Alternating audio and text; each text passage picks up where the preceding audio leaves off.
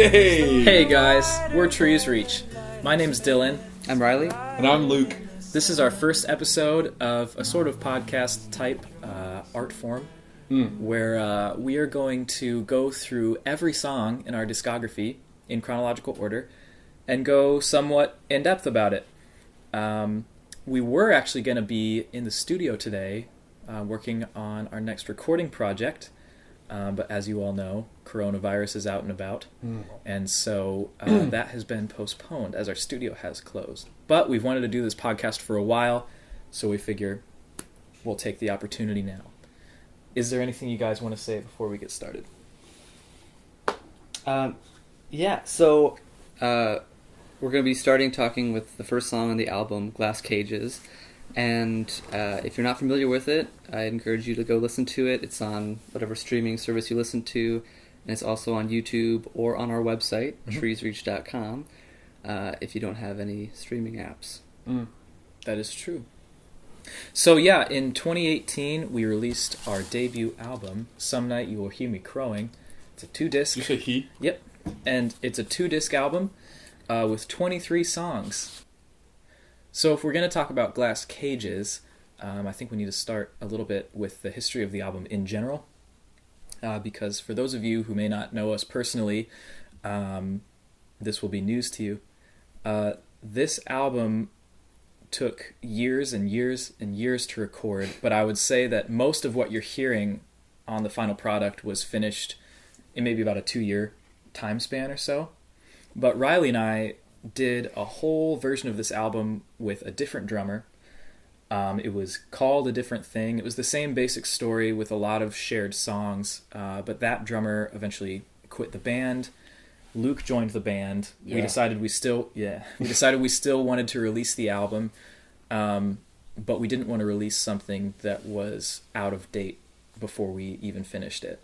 And so we thought a lot about it, and kind of to our chagrin decided I think we need to re-record all the drum parts, which is actually something that Luke had suggested to just kind of bring it up to speed. Was that before? So we started recording. We recorded 2 songs, drum parts, like while we were still initially thinking about keeping the old ones, right?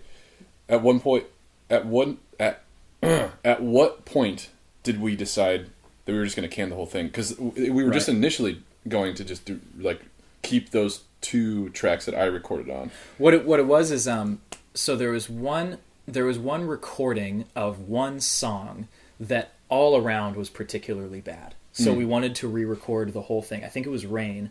We wanted to re-record the whole song from the ground up, and so we had Luke drumming just on Rain, and we reimagined the song from what it was originally because we just weren't happy with it. After that, I think what you're thinking of is in our music room just in this basement, we recorded Self-Absorbed Life and Lover Lover or something like that. Just like a test recording? Just a test recording with Luke on drums. We took out the old drum track. There were no click tracks or anything for whatever reason that we had originally recorded with, so he was just feeling the rhythm of our song. But even with that, with him drumming over us playing to a different drummer, it seemed to just kind of freshen up the sound for us. And that was the moment where I think we decided, we better. Yeah, it was late 2016.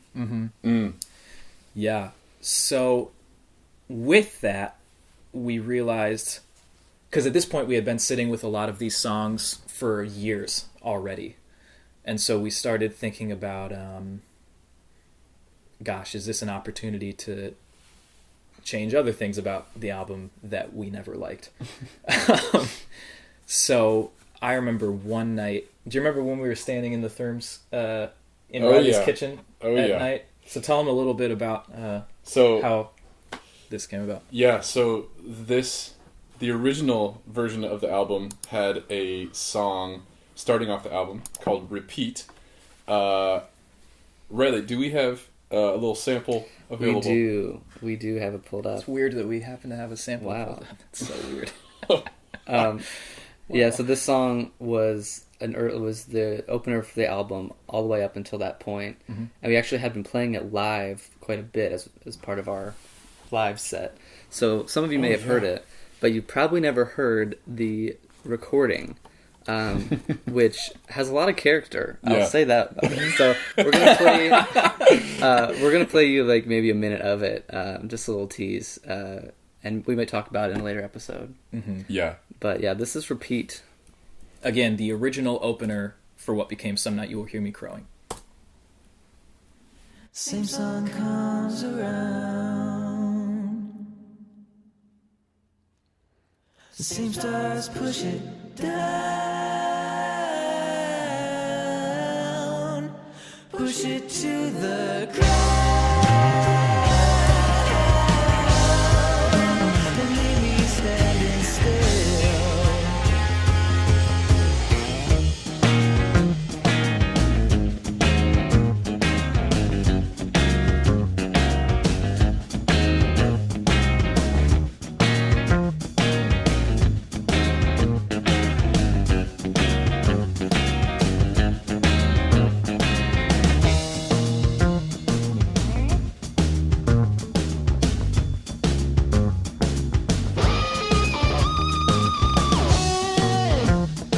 Those drums actually sound pretty good. Like you guys did. They were resampled, actually. I think. Yeah. Oh, so the okay. drums you were hearing was our old drummer David, and we, like I said, recorded a whole version of the album with him. And in this song in particular, they were resampled.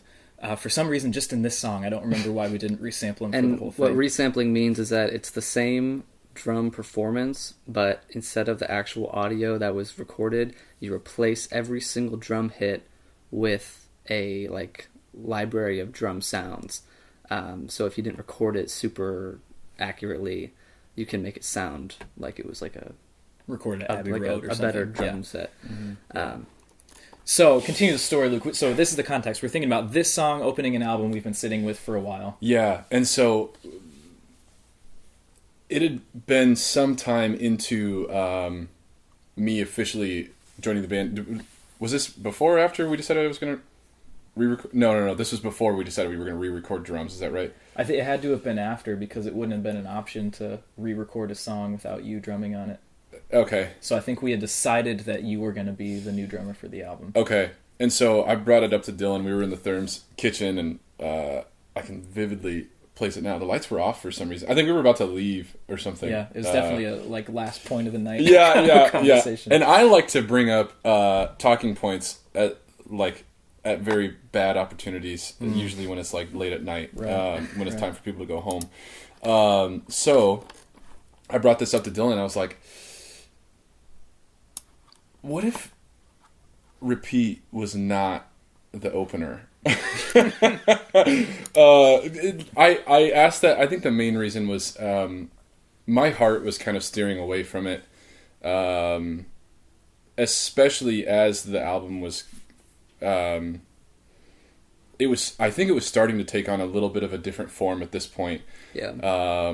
And it didn't feel. I think my main concern was that it didn't feel like it set the album up for, well, one, success, two, sonically. Mm-hmm. There weren't really any other songs that matched the kind of character that Repeat has. Maybe like Seven Stories at its highest point, but it kind of just stood alone by itself as an exclamation point at the beginning of this now new album, or kind of the new formation of this record. Yeah. And so I was like, well, Dill, what would you think if that song wasn't on the album, essentially? Well, and I remember we had a response to it that was kind of like, I mean, we liked the song. Yeah. It was really cool. Yeah. And even listening to it now, it's like there's definitely stuff wrong with it. We obviously didn't record with a click track, and so the tempo is all over the place, and our vocals are not up to par. Rock and roll. But we liked the guitar solo. We thought we started the song about maybe a minute in, but there's this whole intro with a piano, and then it goes a cappella, and it changes keys kind of every couple chords, and so it's a pretty interesting song.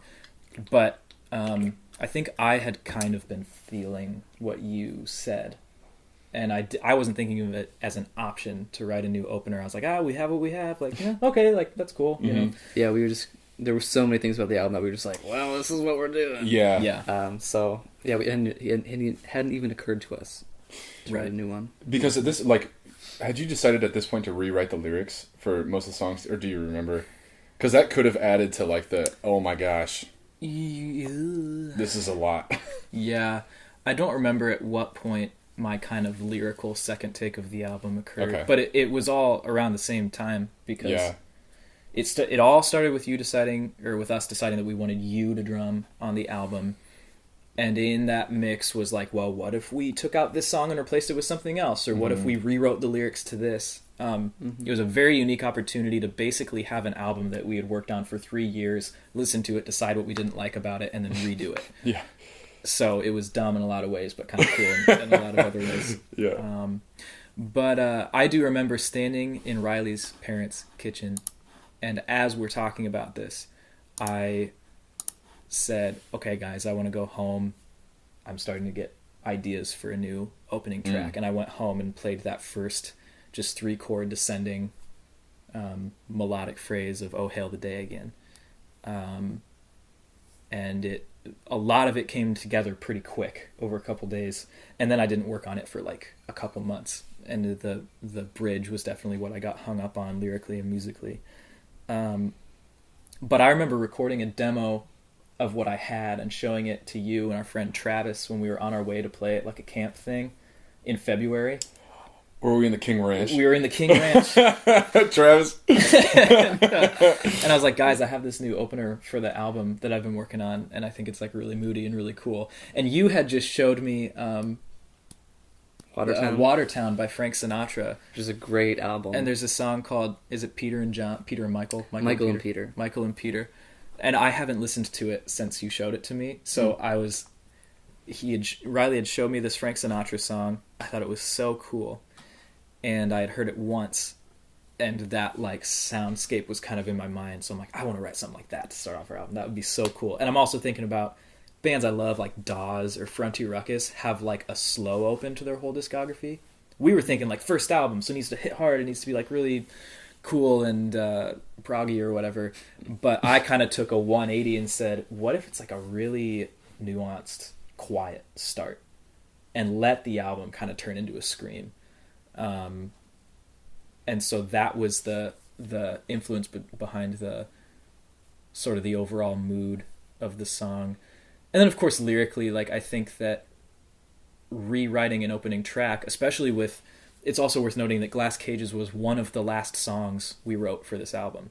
And so we have this whole story laid out before us, and now there's an opportunity to kind of write a song that can really foreshadow or prophesy the rest of the album, since we have a really good idea of what it's going to be. So that was fun to have that opportunity to work with it. So, Dill, when you were writing this song, what was the mood that, I mean, coming from Repeat, like this bombastic thing, into a slower, maybe more methodical approach, what was the mood that you wanted to encapsulate to set up the album? Mm-hmm. Yeah, I mean, I think like emotional numbness is a big one that I wanted to get at, because I saw that that's where the character was at for the rest of the story, and where Repeat failed lyrically was by expressing a sense of unrest with how the world around him is, whereas this just wanted to be more like a, man, like how did I get here? Like who even am I? And so musically I wanted it to obviously be melancholy, with lots of just kind of like muted colors and blue and dark greens, and have a lot of, even if you think about the rhythm once the drums come in, and maybe we'll listen to it in a second here, but you think about just like the bass and the guitar and the kick drum all just like boom, ka, boom, ka. It's just so like heavy and kind of lazy. But then musically it gets really soupy, as the narrator is singing about like, how do I measure these changes that I've been through when they've left behind no evidence. And at that bridge portion of the song, it goes from the verses being relatively harmonically simple to hitting almost every chord on the keyboard. We actually went through this. Riley was, as he was learning the song, he pointed out to me that the song contains every single how would you put it, like root? It contains a chord with every single root note in it. Yeah. And the 12 tones. Except for A flat, because I hate A flat. I'm just kidding. But the point is, it's a really chord heavy song. It's a really chord heavy song. It gets really hairy, and I liked then coming out back sort of into relative peace, ending in G, which takes you into self-absorbed life to kind of like wake the mood up a little bit. Which ending in G is interesting because the song starts in the key of E, and ending a song in a different key than you start it is an interesting composing technique that Dylan made very good use of on this song, I would say. Thank you. Because a lot of times you won't pick up on it the first few times you listen to it, but you'll feel at the end of the song like this is the same melody, but something's different. Still Crazy After All These Years by Paul Simon does the same thing, where it ends in a higher key. I think a fourth up maybe. Do we have to credit him now after dropping a song? Probably. Pay royalties? I was planning on just Venmoing him anyway. Okay. I do every Probably day. do that now. Yeah, let me set that up actually real quick. Monthly. Do you mention it that often? No, I just No. want Paul Simon to thrive. Yeah, got you. True. Okay. Anyway. Yeah, so one interesting thing I think of about this song is we had studio recording time scheduled for Luke to record drums. And at this point, I had not finished writing the song. I think specifically I hadn't finished writing the bridge. But Luke and I needed to rehearse the drum parts.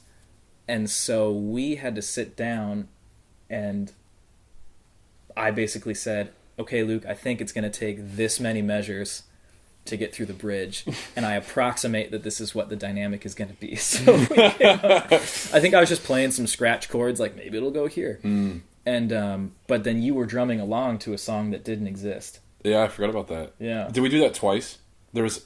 Yeah, we also did it with Fog. Yeah. Fog wasn't finished when That's you recorded right. the drums. Yeah. In the studio. In the studio. In the studio. So the studio take of that you hear on Glass Cages of Luke playing the drums, the song wasn't finished yet. He was guessing it. I was going in blind. That's right.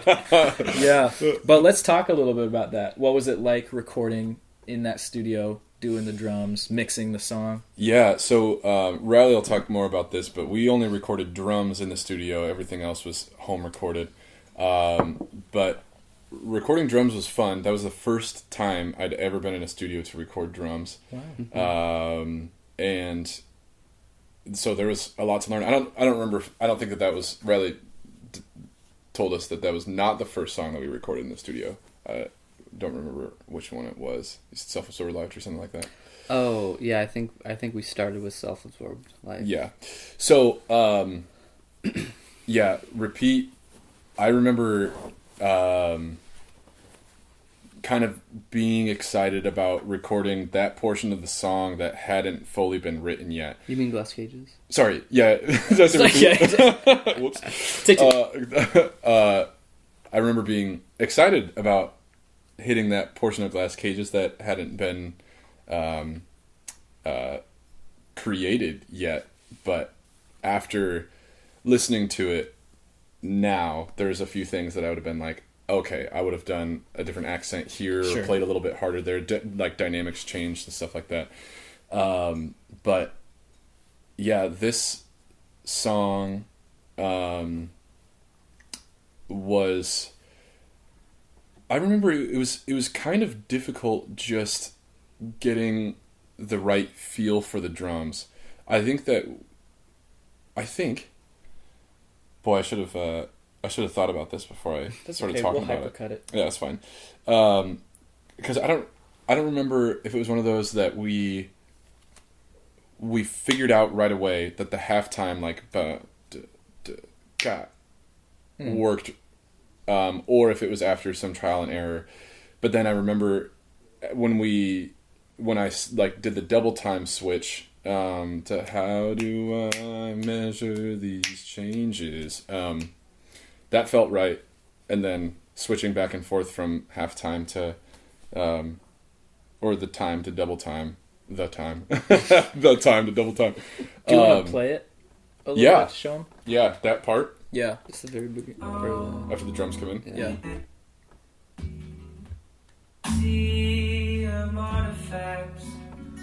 So this is the halftime. Yeah. And instead of hi-hat, I'm using a brush on the snare drum to keep the quarter notes. It's great texture. Yeah. And then there's Right double there. time. Yeah.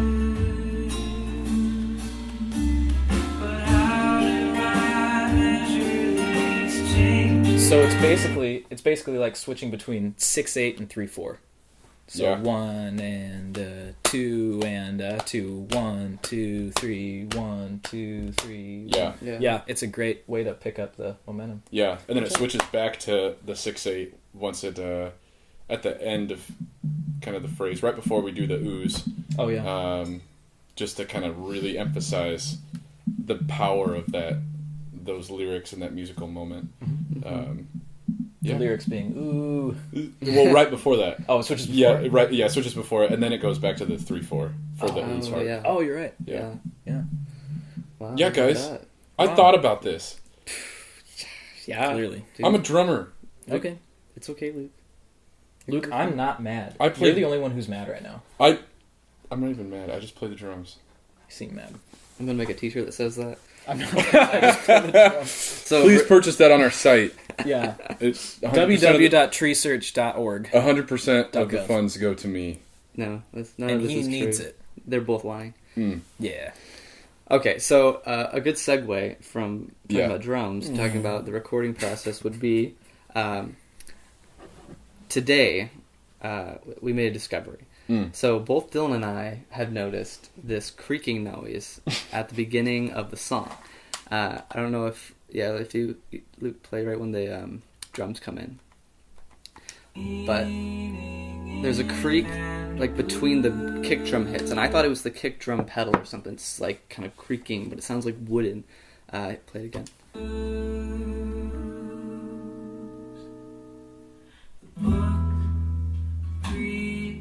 Let's drop to the snare.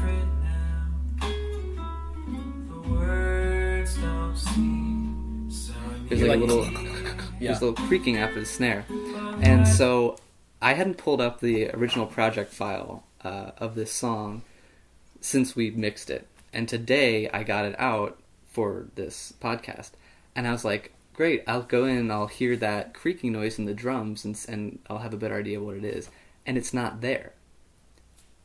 And so I'm like, oh, it must be in the acoustic guitar, you know. And I sold the acoustic guitar, and it's not there. What and the- I don't Where is it? know where this creaking Wait, comes what?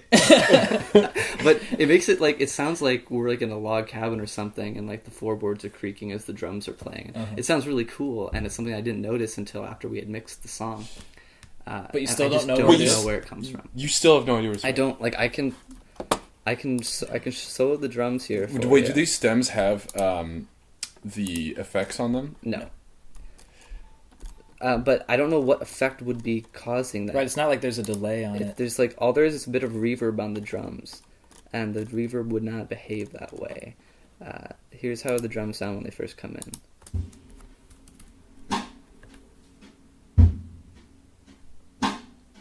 Yeah, there's nothing after that snare. And if you listen to the guitar in the same spot, because it's just guitar, piano, and drums there. There's no piano. I mean, guitar, vocals, and drums, is what I meant to say. But here's what the guitar is doing.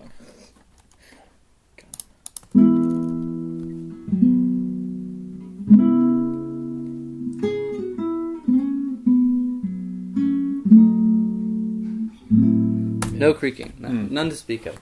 So that's just an interesting thing. If we got any paranormal investigators out there that were listening to Please. our music, if you could kind of give me the rundown of what you think about that. We've also that would... spotted a lot of orbs in this project file. Not sure what let that's us know all in the about. comments what you think that's all about. Dylan, what are orbs? Let's solve this. Orbs right are small manifestations of spirit energy that float through the air, pretending to be a dust particle or an insect. So much so that they're indecipherable from dust particles or insects, but they're spiritual.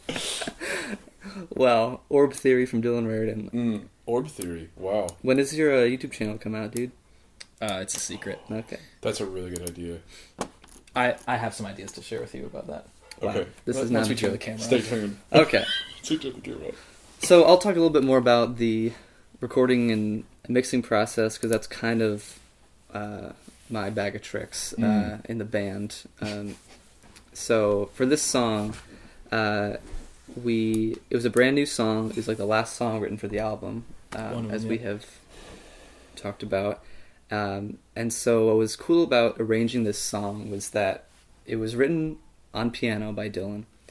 And we're like, but we don't want it to be a piano song because the next two songs are piano songs. Next three songs are piano songs, really. Mm-hmm.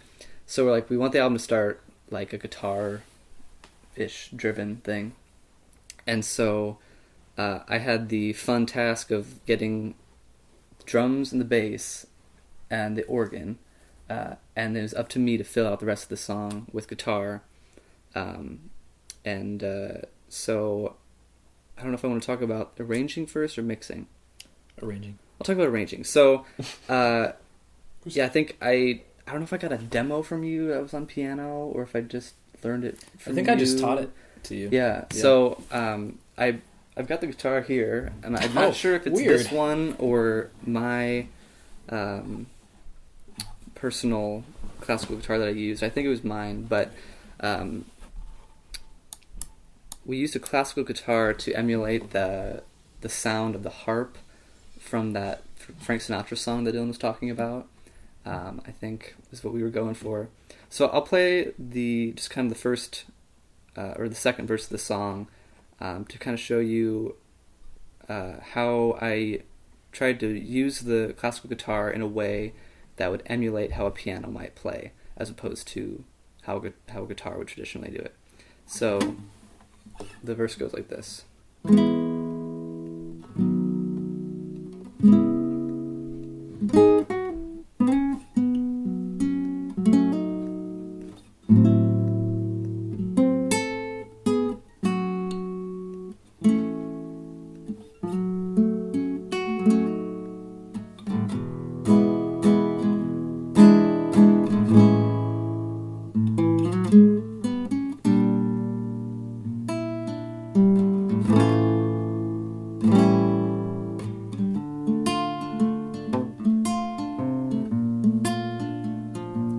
Up into the bridge. Wow. It's a great part, Rick. Thanks, man. Yeah. I got to attribute that to the months I spent taking classical guitar lessons from Tom Nothnagel. Thanks, Tom. Tom. Thanks, Tom. And so the other elements of the song are electric guitar and organ, and other than bass, drums, and vocals, that's all that's going on here. But when I listen to this song, it kind of sounds like there's a lot more going on. I think one of the magics of studio work is that when you layer things and add reverbs and blend all the things together, and if you're successful at it or reasonably successful, it can sound like a greater than the sum of its parts. And I think that we did achieve some of that in this song, and I still love listening to the mix of this song. Why don't we listen to the very end? Because that's my favorite part. Oh, on the recording? Yeah, let's play. The ooze? We layered ooze, as we did a lot on this album, and I think it was one of the last things we recorded was like adding these ooze to all these songs. Oh, was it? I seem to remember, especially like on Mist and Fog, like being like we were in the studio recording, and like we'd be back here the nights in between trying to finish it up, piecing all these things Oh, together. yeah. But these oohs in this song were very difficult to sing. And if you listen, which we won't, but if you were here earlier, when we listened to the raw recording without like reverb to help it along, it's not great. It's not bad. I wouldn't But say it's it's not- super in tune. It's not great. I think we should give him a little sample. I think we should just give him a little taste. Maybe we just kind of leave our Okay. pride at the door. and Maybe we can do that. show that- It's fine. And then you can hear the difference. This is 3 Well, years ago. We have changed so much. I thought the camera was over here for a second, and so I that's looked up and I was looking at the embarrassing TV. Okay, well, yeah, so this is a bit of those oohs. Just so you know, this is the old us. This is not we're us. we were currently. different people changed. back We then. have completely changed. No, it's not that bad.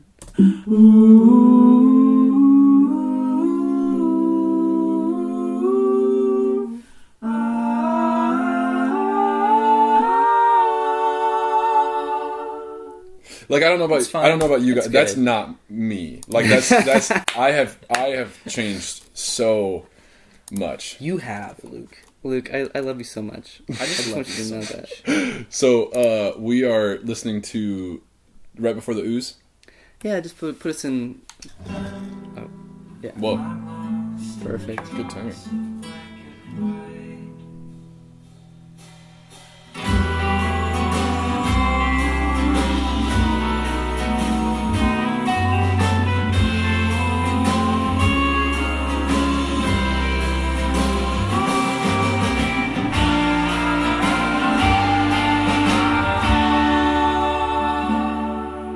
So once you mix it in with a band, I said so. You said at the same so, time yeah, as yeah. I said so. I see that what you Yeah. did there. My take on it is that when you have slightly out of tune harmonies from three boys who can sing but totally chose not to, and then you mix that in, with a full band, it just translates to character. It's rock and roll. Till a certain point. It's rock. You Oh, can yeah. certainly sing off key, and you notice that people are singing off key. But Yeah. That's an interesting Yeah. element of recording. One last thing I want to point out is something that I was really proud of at the time. I still think is pretty cool, but I just want to highlight this. In the bridge, which is the part that starts, how do I measure these changes? I did this thing where I was trying to emulate the sound of a harp glissando, and so I played, sweep-picked my classical guitar and panned it across the stereo spectrum to kind of approximate that effect. And so I'm going to play it here. I'm not sure you'll be able to hear the panning effect through the phone or through the whatever mic we're using, but this is how that sounds.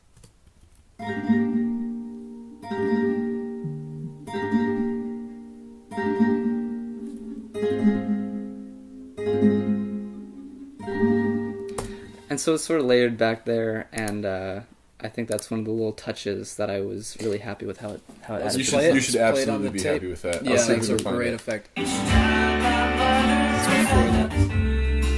Wait, a little back further. Here we go.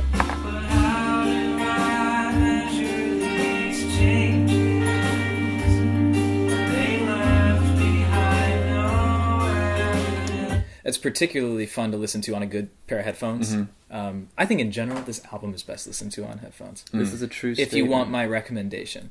Yeah. If you had to personify that sound, what is that? Each one bunch of of us. birds flying out of cages. Yeah. You're talking about like the harp sound? Yeah. Yeah, to me it's like birds fluttering by. Like small little white birds. How do I envision it? I envision it living above the rest of the song. Like if I'm visualizing the song, it's up here and it's kind of shaped like that. And I think I imagine it as like glass falling or something like that. Maybe like And it's from a very glass white and silvery. cage, Like even. from a... Oh. When we were listening to just the stems, it felt just like little smooches, like going across, like Oh. if my ears were separated from my head. Oh. That's because And I was around giving it- you little smooches around while it- we were doing Around an orb. Your ears are on an orb. Like a Kinda- spirit orb? Imagine like a face. Like your ears are just on a spirit orb. And there's just little like smooches just going all around your face from ear to ear. Can we call this podcast Smooches on a Spirit Orb? Smooches. Nice. Anyway, I think we can. what else do we want to talk about, Riley? What was mixing this song so like? Mixing. This was the first song that we mixed, and I remember. Was it because it's the first song on the album? Wait, are you sure? Sun Chasers sure. wasn't the first one? No, Sun Chasers was actually pretty far along. Keller was in the studio with us. Remember that, Keller? I know Keller's from Keller watching remembers. this. He's got it. Keller's our only viewer right now for this first episode. We'll probably peak around episode 5, and then it'll just be back to Keller. Yeah. So no, this was the first song, and we. I remember listening to the rough mixes we had been doing, because to give some context, we were mixing this with our friend Tim King at Gmix Studio. Love you, Tim. Which is Love in you, the Cherry Tim. Building. And we loved Tim so dearly. I think I winked with both my eyes. Tim is a great guy with great memes. Yeah. Great Get a memes. lot of good memes from Good Tim. memes, better heart. True. Nice. So we were mixing with Tim at this place called Gmix, and we were... What am I trying to say? I remember listening to the first rough mix, like driving back here, and like not really being crazy about it, and I couldn't tell remember why. We were like, something doesn't sound right. I think it was just that we didn't have the EMT reverb set to stereo. Oh. It honestly might have been that. It was set that to little- stun. No, there was kill. more to it than that. Yeah. I think we had to do some more detailed EQ to the guitars, to the acoustic guitars. I remember it being hard to get the vocal a good volume throughout, too. Yeah. Because the band changes dynamics so dramatically through Yeah. the song that to keep the vocal audible without it just being obvious that it was being turned up or turned down was Yeah, the tough. dynamic movements were really tricky, and and getting them to sit well and getting things not to crowd each other in the mix. When I say EQ, that stands for equalize. It's short for equalize, and it's where you're taking different frequency spectrums of the instrument and either cutting them out or boosting them in different shapes and ways in order to alter the makeup of the sound. And you have to do a lot of that in a mix. If I were to play you the dry mix with no equalizers that I have here, it would sound very bad. So, I remember that in the next few sessions that we had mixing this song, it got like exponentially better, and my confidence in how we were going to be able to actually achieve the mix that we wanted definitely increased. Right on. Looking back on these songs, what would you change for the better or for the worse? How would I make it worse? Yeah, how would you make it No, worse? I mean, I And think... what things are you totally happy with? Yeah. Oh, yeah. that you No, really good like. question. That's, Yeah, what that's things- better. That's more balanced. I am still, at this point, like 2 years out, listening back to this song, I'm still really happy, especially with how that second verse sounds when the drums and the guitar come in.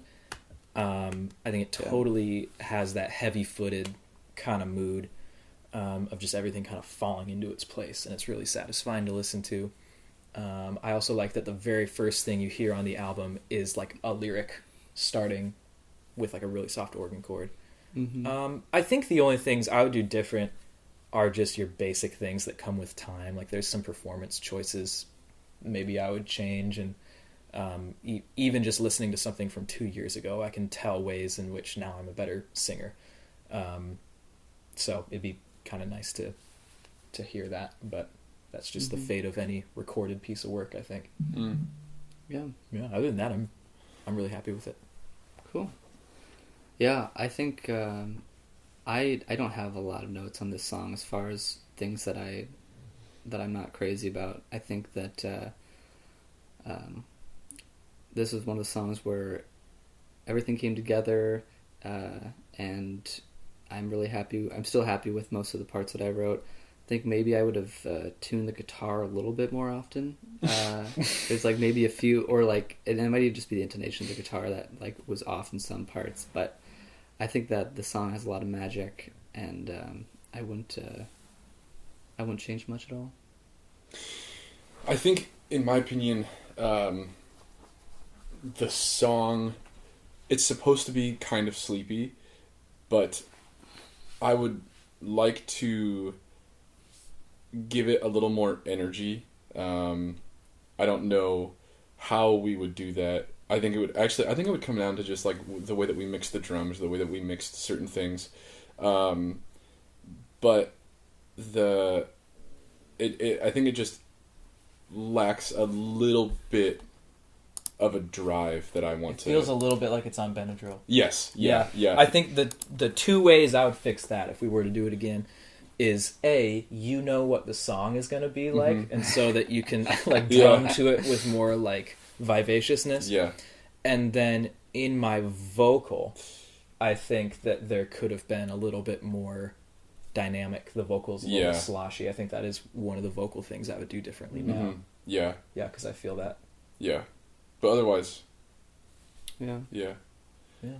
Do you feel the mood that you wanted to encapsulate for this song? Do you feel like we obtained it? I think in general, absolutely. Cool. I think there's always little details that could have been different, Yeah. but I hear this song and think, dang, like, this is a pretty, like, different opener. Yeah. Unexpected opener. Mm-hmm. Which is cool because I have a lot of people, I have a lot of friends. Believe me.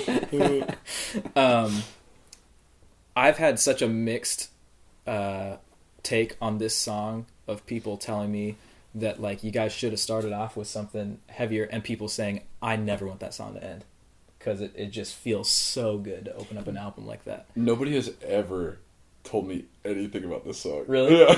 I haven't heard anyone's critique of this song, whether it be positive or negative. Yeah, I don't think I have either. Yeah. Well, Do you ask people a lot? Do you No. go up to people like, "Hey, no, what do you this guys is think of this Repeat?" is people. So the I know. Hey, that was Oh, just kidding. guys, Yeah. stop fighting. Mm. No, I think that I can't remember who specifically would have said this, but I think I've gotten people like, "Oh, that was interesting that you started off with a slow song," which is code for you shouldn't have started off with a slow song. I've only had one Interesting guy. choice. I've only had one guy. It was an old manager tell me like, "Yeah, you shouldn't have started off with that song," Mm. and I'm like, "Yeah, okay. I appreciate your honesty, but And you're wrong." like, you know who you are. Yeah, you know who you are." Yeah, we're coming for you. Next project, you yeah. specifically, Mm. we're coming for you. Anyway, that's all I got about Glass Cages. Yeah. Well, this has been the first Trees Reach podcast. Mm. Thanks for tuning in. Tune in next week for Self-Absorbed Life. Our most streamed song on Spotify. Hey! But still, I am pulled along by the passing years through depths